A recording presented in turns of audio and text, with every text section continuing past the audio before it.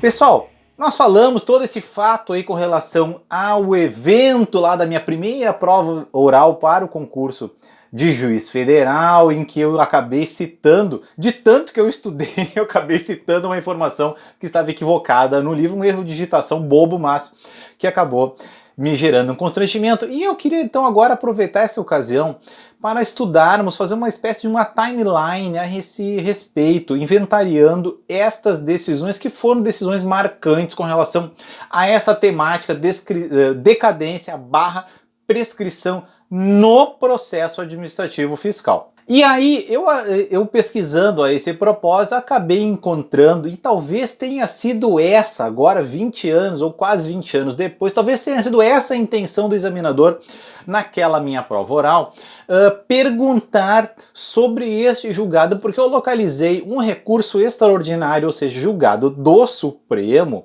um julgado de 1982, e o Supremo, nessa ocasião, havia reconhecido a decadência intercorrente. Vou colocar num outro post para vocês terem essa documentação à disposição.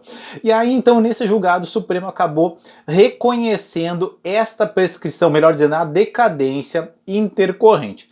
Passa-se um ano, logo vem esta nova decisão que foi realmente o turning point, foi a explicação de como se deveria interpretar os marcos temporais atinentes à prescrição e à decadência versus diante do processo administrativo fiscal nos casos de tributo lançado por lançamento de ofício ou lançamento direto. Bom, nesta nova decisão, então, portanto, o ministro Moreira Alves capitaneou a maioria lá no Supremo para se estabelecer que a decadência vai somente até o momento do lançamento e se iniciando a partir daí o curso do processo administrativo fiscal, durante o qual não corre prazo extintivo algum.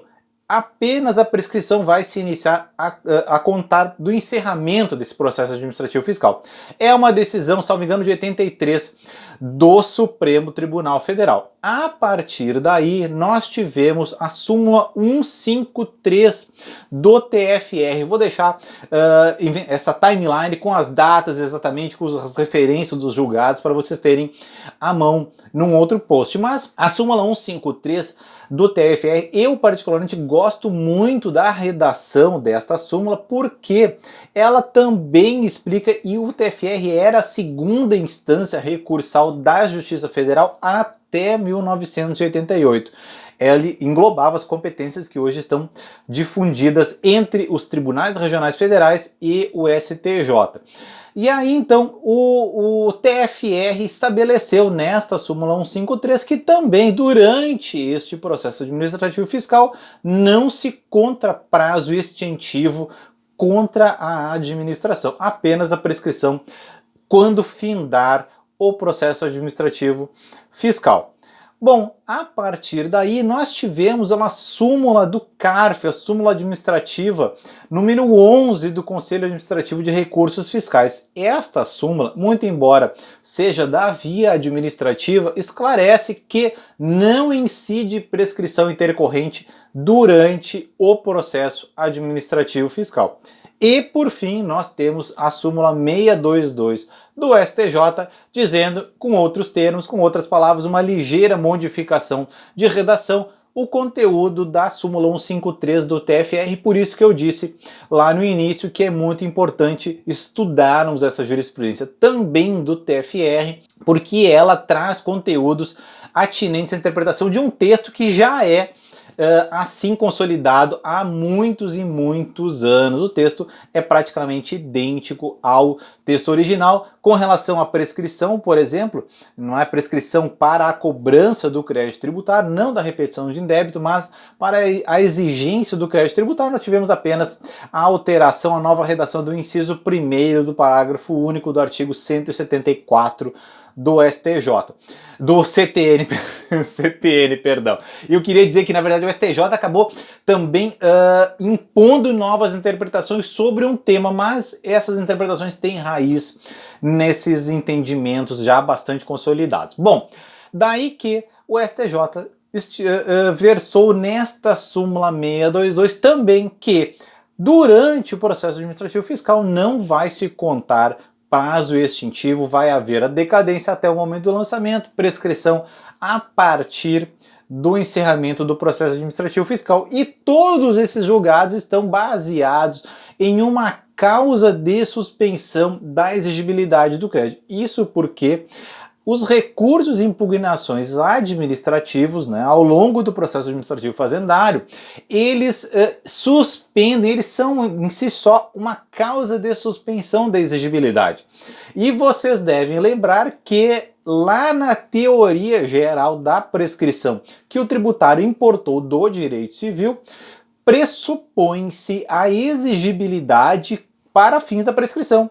Não há possibilidade de prescrição de um crédito que seja inexigível, não é? Há necessidade de um crédito que seja exigível, que o credor não exigiu durante um certo prazo temporal, que seja fixado em lei, que correu sem interrupções e o devedor também não fez o pagamento. Então são uma série de pressupostos, não são basicamente como se normalmente se fala que é o tempo e a inércia do credor. Não é só tempo e inércia do credor, é uma série de requisitos que se desdobram para a configuração, somente quando somados todos esses requisitos que nós podemos estar diante de uma prescrição. Vale lembrar que a prescrição deve vir regulamentada por lei complementar, tal qual exige a nossa Constituição, para o tratamento de normas gerais em matéria de direito tributário e especialmente sobre a prescrição tributária. Certo, então, pessoal? Então, todos esses fatos que são pitorescos com relação à minha vida funcional e com as minhas aventuras no concurso de juiz federal agitam também essa temática da prescrição. E aí, fica essa grande questão, como coloquei lá no início. Seria possível haver uma causa de extinção do crédito contra a administração no caso do processo administrativo ficar paralisado de forma injustificada, né, por um prazo superior a 5 anos? Foi a pergunta que me fez o examinador lá 20 anos atrás e que ainda não, muito embora tenha esses julgados, muito embora nós tenhamos uma súmula administrativa, uma relativa solidez, não temos súmula vinculante, mas uma relativa solidez de pensamento jurisprudencial a esse respeito, fica essa grande questão que me particularmente é angustiante. Afinal de contas, a administração fica imune? Pode ficar o processo administrativo fazendário lá suspenso, paralisado, esquecido por mais de 5 anos, 5, 10, 20 anos, quem sabe, e não vai haver prescrição ou decadência intercorrente ou outra causa que impeça a exigência deste crédito? Será que não haveria? Não é? É uma questão que deve sim ser desenvolvida, não é, doutrinariamente, estou aqui pensando com vocês, e também levantada junto à jurisprudência. O juiz não tem esse poder de provocar a jurisprudência, é papel dos advogados buscar a rediscussão desses assuntos lá perante os tribunais superiores. Afinal, como eu sempre digo, existe um procedimento para revisão, para ser revisitado o pensamento até de uma súmula vinculante. Por que não rediscutir essa temática da prescrição ou da decadência intercorrente no processo administrativo fiscal lá perante os tribunais superiores? Afinal de contas, eu acredito que deve haver sim algum fato, alguma penalidade, algum impedimento para que a administração cobre um crédito que ficou suspenso, né, cuja constituição definitiva ficou aguardando de forma injustificada por mais de 5 anos uma manifestação do fisco da administração fazendária.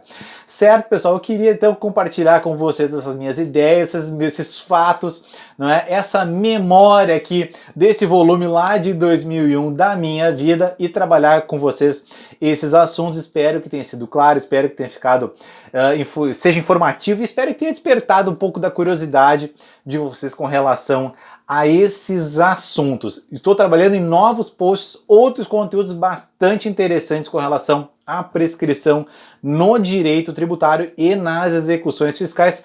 Fiquem ligados. Qualquer dúvida, se houver uma insegurança, uma incerteza com relação a essas temáticas, por favor, chama no direct, manda mensagem, traz uma sugestão de pauta. É uma grande satisfação trabalhar novos assuntos em novos vídeos com vocês. Por hoje é só. Muito obrigado e até a próxima!